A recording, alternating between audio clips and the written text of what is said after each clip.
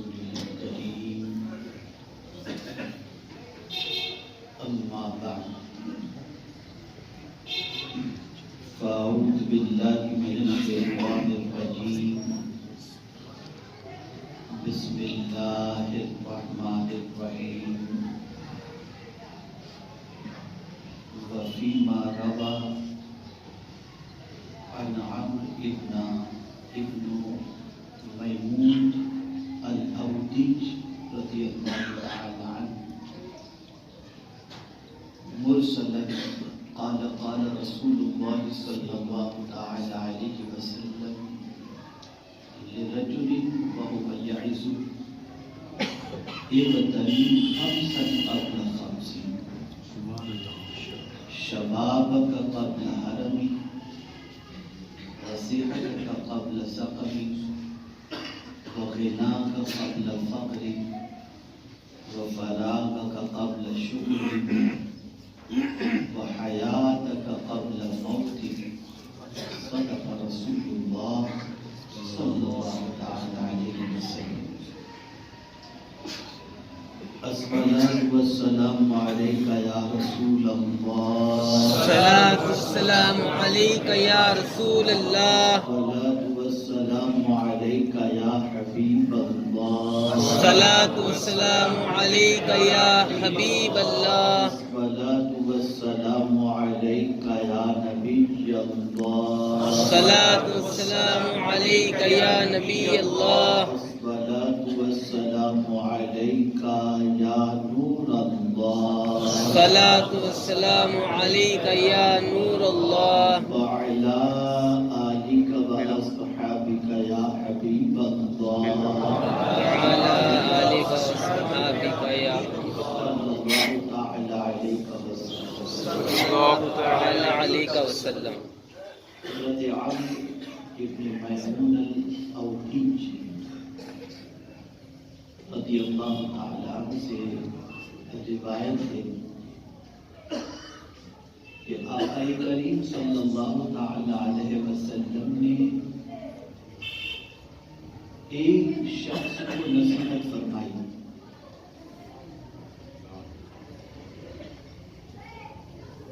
حضرت عمرو ابن میمون کون ہیں؟ تو یہ جلیل القدر تابعی ہیں. زمانے رسالت مآب صلی اللہ علیہ وسلم تو انہوں نے پایا لیکن ملاقات حضور سے نہیں ہو سکی. تو ان سے روایت ہے، وہ کہتے ہیں کہ آقا کریم صلی اللہ علیہ وسلم نے بچوں کو ذرا چھو کر آئیے ادھر تھوڑا سا. آقا کریم صلی اللہ تعالی علیہ وسلم نے ایک شخص کو نصیحت فرمائی. اور یہ بات ہمیشہ کے لیے آپ ذہن میں رکھیں کہ جب کبھی آپ کے سامنے کوئی بھی خطیب یہ کہے کہ آقا کریم صلی اللہ علیہ وسلم نے فرمایا، تو ادب یہی ہے کہ آپ سب چیزوں سے توجہ ہٹا کر حضور نے کیا فرمایا اس پر توجہ. یہ نہیں ہونا چاہیے کہ حضور کا کوئی فرمان اور ہماری توجہ ادھر ادھر ہو. ادب یہ ہے کہ جب بھی کہا جائے کہ حضور نے یہ فرمایا تو دل کے کانوں سے، سر کے کانوں سے بالکل متوجہ ہو جائیں کہ ذرا سنیں تو صحیح کہ ہمارے حضور نے کیا فرمایا. تو آقا کریم صلی اللہ علیہ وسلم نے ایک شخص کو نصیحت فرمائی، اغتنم خمسا قبل خمس. 5 چیزوں سے پہلے 5 چیزوں کو غنیمت جانو.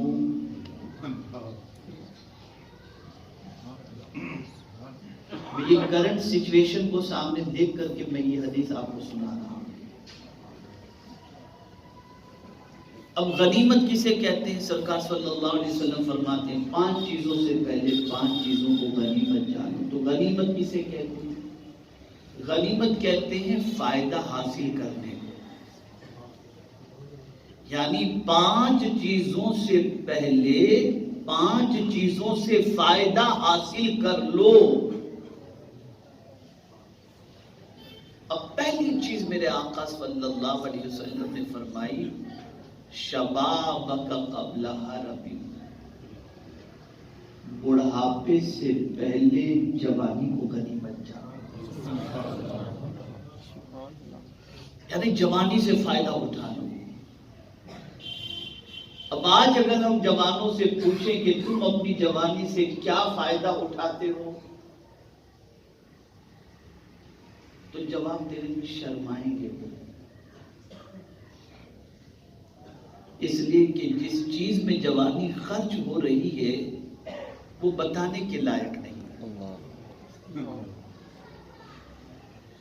لیکن اگر کسی نے جوانی کو غنیمت جان کر جوانی کو مولا اور اس کے رسول کی اطاعت میں خرچ کیا ہوگا تو پھر اسے اپنی جوانی کیسے گزر رہی ہے شرمانے میں جھجک محسوس نہیں ہوگی۔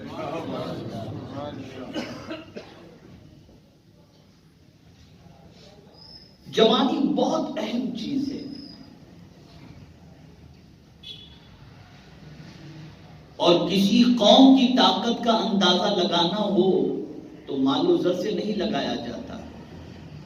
عقل والے مال و زر سے اندازہ نہیں لگاتے کہ اس قوم کے پاس پیسہ کتنا ہے، دولت کتنی ہے، پراپرٹی کتنی ہے، فیکٹریز کتنی ہے، اس قوم کے پاس نہیں۔ عقل مند اندازہ لگاتا ہے تو اس اعتبار سے لگاتا ہے کہ اس قوم کے نوجوانوں کی پوزیشن کیا ہے، نوجوان کیسے۔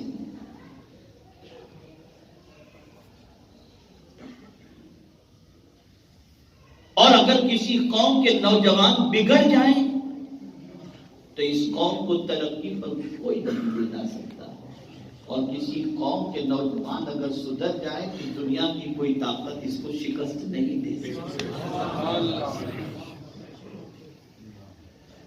بلکہ مجھے میرے آقا صلی اللہ علیہ وسلم کی ایک وصیت یاد آ رہی ہے۔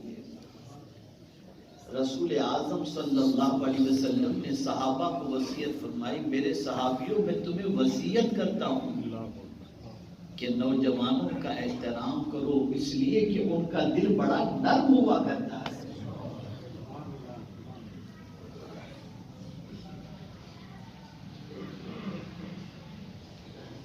سلطان صلاح الدین ایوبی کا ایک قول ایک ٹغرے پر لکھا ہوا تھا، جسے میں نے بلگرام شریف کے اندر آویزاں دیکھا۔ بڑی پیاری بات اس میں لکھی ہوئی تھی جوانوں سے متعلق۔ ٹغرے میں لکھا ہوا تھا، کسی قوم کو برباد کرنا ہو تو اس قوم پر بم برسانے کی ضرورت نہیں، اس قوم کے نوجوان کو آوارہ بنا دو، یہ قوم خود بخود برباد ہو جائے۔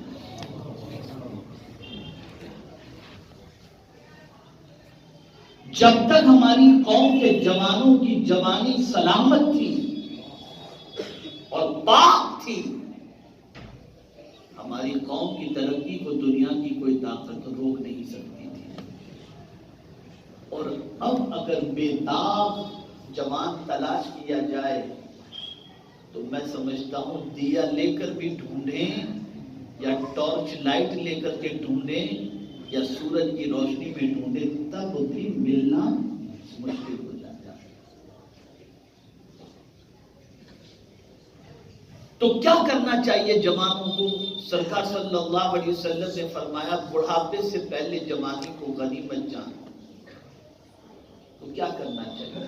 تو فرمایا گیا جوانوں کو چاہیے کہ اپنی جوانی کو ان کاموں میں خرچ کریں جن کاموں میں خرچ کرنے کا اللہ اور اس کے رسول نے حکم دیا۔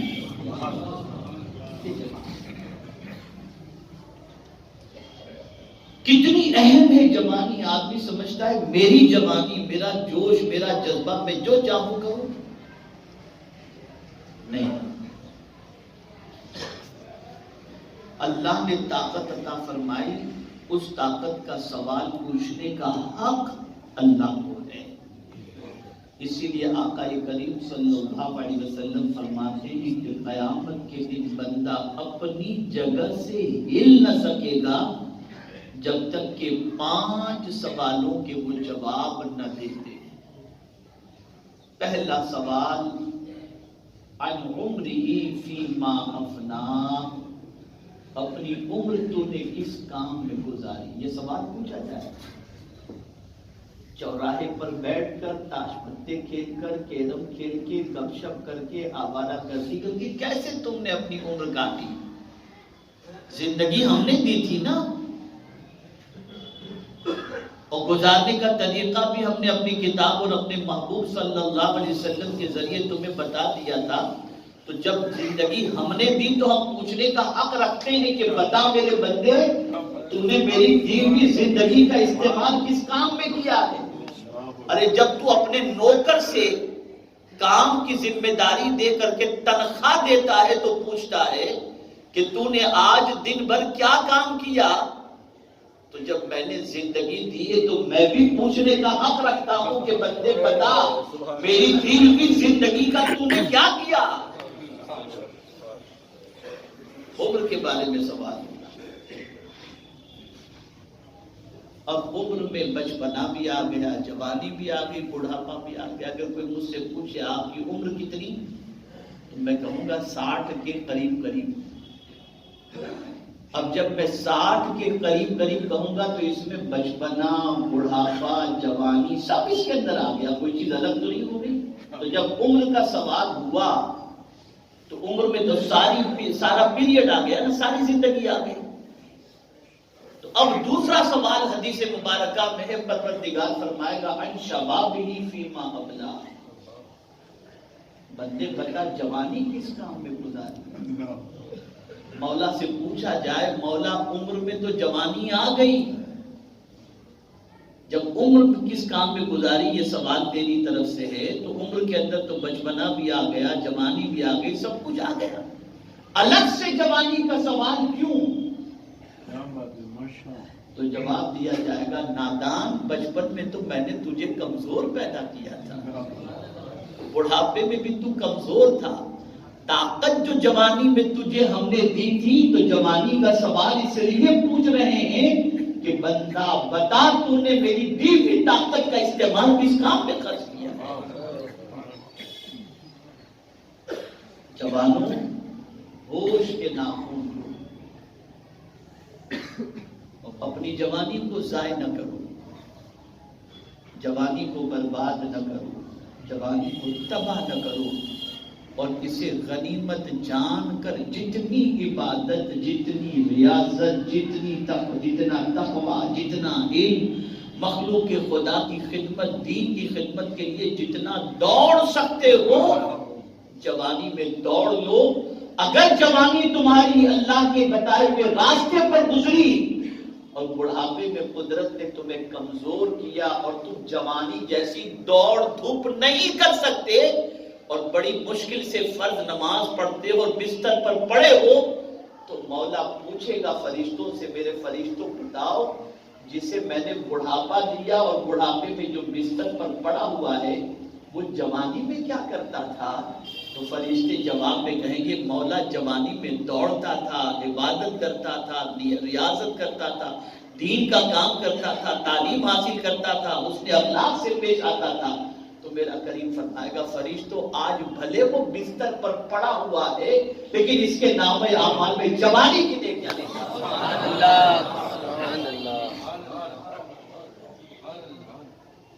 اس لیے کہ میں نے اسے بوڑھا کر دیا ہے نا، جب طاقت دی تھی تو اچھے کام کیے اس نے، اب طاقت میں نے چھین لی تو مجبور ہو گیا، وہ مجبور ہے، میں ثواب دینے میں تھوڑی مجبور ہوں، اس لیے میں اسے ثواب مانتا ہوں۔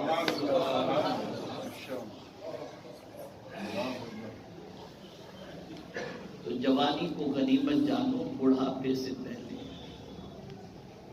یہی تفصیلی موضوع ہے، لیکن میں حدیث کو جلدی جلدی ختم کر کے آپ کے دماغ کے اندر کچھ باتیں سمجھا دوں۔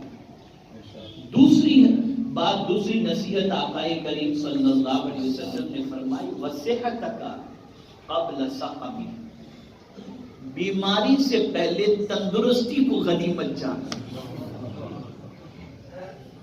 لوگ کہتے ہیں تندرستی ہزار نعمت. ہمیں نہیں معلوم کہ ہم کب بیمار پڑ جائیں گے. چلتے چلتے انسان کو پیرالیسس کا اٹیک آتا ہے، ڈھیر ہو جاتا ہے، آدھا کام نہیں کرتا. اور کورونا نے بتا دیا کہ کیا سچویشن ہوتی ہے. تو جو صحت کا زمانہ ہے، تندرستی کا زمانہ ہے، اسے گناہوں میں، غلط کاموں میں خرچ نہ کرو، اس لیے کہ نہیں معلوم کب ہم بیمار پڑ جائیں. کبھی کھانا ہی ایسا کھا لیا جاتا ہے کہ فوڈ پوائزن ہو جاتا ہے، آدمی بستر پہ چلا جاتا ہے، پتہ ہی نہیں چلتا، اسے معلوم بھی نہیں ہوتا اس کو.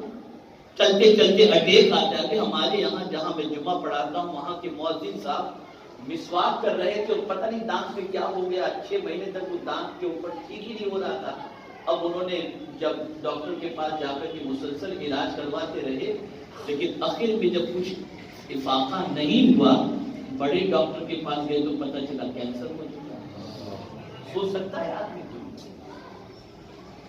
تو کب کیا ہو جائے نہیں معلوم. تو جب تم تندرست ہو تو بیماری سے پہلے اس تندرستی سے فائدہ اٹھا لو، فائدہ اٹھا لو. تو رسول گرامی وقار صلی اللہ علیہ وسلم نے فرمایا وَصِحَتَكَ قَبْلَ سَقَمِ، بیماری سے پہلے تندرستی سے فائدہ اٹھاؤ. وَغِنَاكَ قَبْلَ فَقْرِ، اور خوشحالی سے فائدہ اٹھا لو بدحالی سے پہلے. تندرستی سے پہلے مالداری سے فائدہ اٹھا لو. یعنی اگر اللہ نے تمہیں دولت عطا فرمائی ہے تو اس دولت کو غنیمت جان کر اس دولت کا اچھی طریقے سے اچھے کاموں میں خرچ کرو، اس سے پہلے کہ فقیری آ جائے. کیا لاک ڈاؤن کے اندر آپ نے ہم نے نہیں دیکھا جن لوگوں کے پاس بیلنس نہیں تھا، کیش نہیں تھا، اچھے اچھے لوگوں کی حالت پتلی نظر آئی اور لوگ پریشانی کے شکار ہو گئے. تو دولت کے زمانے میں عیاشی نہیں کرنی چاہیے. دولت کے پیریڈ کے اندر گناہوں میں دولت خرچ نہیں کرنی چاہیے. ام المؤمنین حضرت عائشہ صدیقہ رضی اللہ تعالی عنہ کے پاس کچھ چیزیں موجود تھیں. کوئی آیا سوال کیا، ام المؤمنین نے عطا فرمایا، یہاں تک کہ آنے والوں کو دیتی گئی اور بہت کچھ تھا، اس میں سے تھوڑا سا بچا. رات کو رحمت عالم صلی اللہ علیہ وسلم تشریف لائے. پوچھا عائشہ کچھ گھر میں ہے؟ انہوں نے کہا تھا تو بہت کچھ. غور سے سنیے گا، تھا تو بہت کچھ لیکن سب میں نے دے دیا، اب تھوڑا سا بچا ہے. سب میں نے دے دیا، تھوڑا سا بچا ہے. تو میرے آقا فرمایا نہیں، جو دے دیا وہی بچا ہے. جو دے دیا وہی بچا ہے. اس لیے کہ تم نے رب کے نام پر دیا، وہ کبھی ضائع نہیں ہوتا، وہ محفوظ کر دیا جاتا. یہ خواجہ پیا جو ڈرتے نہیں تھے کسی سے، کیوں آ گئے ہندوستان؟ ہمیں تو اخبار میں پتہ چل جائے کہ فلاں جگہ کچھ ہو رہا ہے تو ڈر کے اندر گھس جائیں گے، پتہ ہی نہیں چلے گا، نکلنا باہر دشوار ہو جائے گا. لیکن خواجہ آ رہے ہیں، شان کے ساتھ آ رہے ہیں اور اس طرح سے آ رہے ہیں کہ کوئی ٹینشن نہیں. لیکن حیرت کی بات، نہ کوئی رشتہ دار ہے یہاں پر، نہ کوئی ویلکم کرنے والا ہے. ہم لوگ تو کہیں جاتے ہیں تو آدمی ویلکم کے لیے ایئرپورٹ بناتا ہے، پھر لاتا ہے، کھلاتا ہے، پلاتا ہے، سب کچھ ہوتا ہے. انجان جگہوں پر انجان لوگوں کو تاریخ بھی ہم نہیں دیتے. لیکن خواجہ کو یہاں کسی نے بلایا نہیں تھا. توجہ چاہوں گا، اجمیر آنے کی خواجہ کو کسی نے دعوت نہیں دی تھی. حضور نے فرمایا تھا اجمیر جاؤ.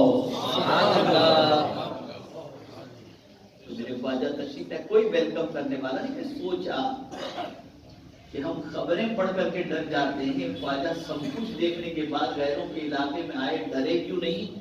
تو پتہ چلا قرآن کہہ رہا ہے الذین ينفقون اموالهم باللیل والنہار سرا وعلانیہ فلهم اجرهم عند ربهم ولا خوف علیہم ولا هم یحزنون، جو دن میں رات میں دکھا کر چھپا کر اپنا مال اللہ کے نام پہ خرچ کرتے ہیں، اللہ نہ ان کو کوئی خوف دیتا ہے نہ وہ غمگین ہوتے ہیں۔ تو خواجہ کل بھی دیتے تھے، آج بھی دے رہے ہیں، آج بھی دے رہے ہیں، کوئی خوف نہیں، کوئی غم نہیں۔ اب یہ بھی ایک الگ ٹاپک ہے کہ اپنا مال کن کاموں میں خرچ کرنا چاہیے اور کن کاموں میں خرچ نہیں کرنا چاہیے، تفصیلی موضوع ہے، پھر کبھی انشاءاللہ۔ تو سرکار صلی اللہ علیہ وسلم نے فرمایا غنا کا قبل فقر، مالداری کو تنگدستی سے پہلے غنیمت جانو، یعنی اس سے فائدہ حاصل کر لو، فائدہ حاصل کر لو، اچھے کاموں میں خرچ کرو، بیوی بچوں میں خرچ کرو، رشتہ داروں میں خرچ کرو، مستحقین میں خرچ کرو، اپنی جائز چیزوں میں خرچ کرو، کوئی مذاہب نہیں، لیکن حرام کاموں میں، ناجائز کاموں میں، اللہ کی نافرمانی میں خرچ نہ کرو، اس لیے کہ وہ پیسہ خرچ کرنے سے کم ہوتا چلا جاتا ہے اور اچھے کاموں میں خرچ کرنے سے اللہ بڑھاتا چلا جاتا ہے۔ چوتھی نصیحت وَفَرَاغَكَ قَبْلَ شُغْلِكَ، اور فرصت کو مصروفیت سے پہلے غنیمت جانو۔ آپ کے پاس ٹائم ہے، ہمارے بہت سارے ضعیف حضرات کے پاس، ریٹائرڈ لوگوں کے پاس ٹائم ہی ٹائم، کیا کرتے ہیں؟ تاش پتے کھیلیں گے، کیرم کھیلیں گے، یا کسی جگہ پر بیٹھنے کا پلان بنائیں گے اور گپ شپ کریں گے۔ نہیں، اس فرصت کے لمحوں کی قدر کرو، اسے اچھے کاموں میں خرچ کرو، قرآن سیکھنے میں خرچ کرو۔ الحمدللہ سنی دعوت اسلامی کی جانب سے اہتمام کیا گیا ہے قرآن تجوید کے ساتھ سکھانے کا، آؤ سیکھو۔ میں تو ابھی سلسلہ شروع کر رہا ہوں خاص طور پر ریٹائرڈ لوگوں کے لیے مغرب کے بعد سے قرآن سکھانے کا، تاکہ وہ بوڑھے لوگ جن کو قرآن نہیں آتا قرآن سیکھیں اور قرآن پڑھنا شروع کریں، تاکہ ان کی نجات کا سامان اور قبر کا سامان ہو جائے۔ تو مصروفیت سے پہلے فرصت کو غنیمت جانو، فرصت کا وقت فالتو کاموں میں خرچ مت کرو، اس کا استعمال کرو اور اچھے کاموں میں اسے خرچ کرو۔ اور آخری نصیحت آقا کریم صلی اللہ علیہ وسلم نے فرمائی وحیاتک قبل موتک، اور موت سے پہلے اپنی زندگی کو غنیمت جانو، زندگی کو غنیمت جانو، اس لیے کہ یہ ملی ہے، دوبارہ نہیں ملے۔ یہی وجہ ہے کہ جو لوگ دنیا کے اندر نیک کام نہیں کیے ہوں گے اور اپنی زندگی گناہوں میں گزارے ہوں گے، اور تلاش کرنے پر بھی ان کی زندگی میں کوئی نیکی ان کو سمجھ میں نہیں آئی ہوگی اور نہ کی ہوگی انہوں نے، جانتے ہیں آپ جب قیامت میں پروردگار جل جلالہ اعمال کے بارے میں سوال پوچھے گا تو گھبرا جائیں گے، اور قرآن کہتا ہے وہ کہیں گے مولا ہمیں دوبارہ دنیا میں بھیج لعلی اعمل صالحا، تاکہ ہم نیک عمل کریں، دوبارہ ہمیں دنیا میں بھیج۔ تو میرا مولا فرمائے گا اولم نعمرکم ما یتذکر فیہ، کیا میں نے تجھے زندگی نہیں دی تھی، تمہیں اس سے نصیحت حاصل نہیں کی؟ کیا میں نے تجھے عمر نہیں دی تھی؟ اب دوبارہ تجھے چانس نہیں دیا جائے گا، ایک بار تجھے دنیا میں زندگی ہم نے دی تھی، اس عمر کا تجھے فائدہ حاصل کر لینا چاہیے اور اسی میں نیکی کر لینا چاہیے، اس لیے کہ اب تجھے نیکی کا موقع نہیں دیا جائے گا۔ تو اپنی زندگی کو موت سے پہلے غنیمت جانو۔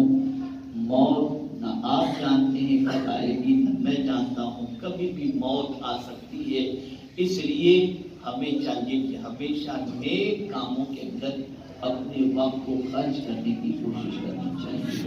اے رسول اعظم صلی اللہ علیہ وسلم سے دیوانوں، یہ 5 نصیحتیں میرے آقا صلی اللہ علیہ وسلم نے ایک شخص کو فرمائی جو حضور کے پاس حاضر ہوئے تھے۔ تو اب ان نصیحتوں میں ہمارے لیے بھی نصیحت ہے، جوانوں کے لیے بھی ہے، بوڑھوں کے لیے بھی ہے، مالداروں کے لیے بھی ہے، اور فرصت والوں کے لیے بھی ہے، سب کے لیے نصیحت ہے۔ ان نصیحتوں سے فائدہ اٹھاؤ۔ کل کے حوالے سے نہ آپ جانتے ہیں نہ میں جانتا ہوں، اس لیے آج کے لمحے کو غنیمت جانو اور اچھے کاموں کے اندر اپنا وقت خرچ کرو۔ خاص طور پر کیونکہ ہمارا ملک بھی جوان ملک ہے، ہمارے ملک کا پاپولیشن جو ہے 65% جوانوں کا پاپولیشن ہے، اور یاد رکھیں جوان جب بیدار ہوتا ہے تو انقلاب پیدا ہوتا ہے۔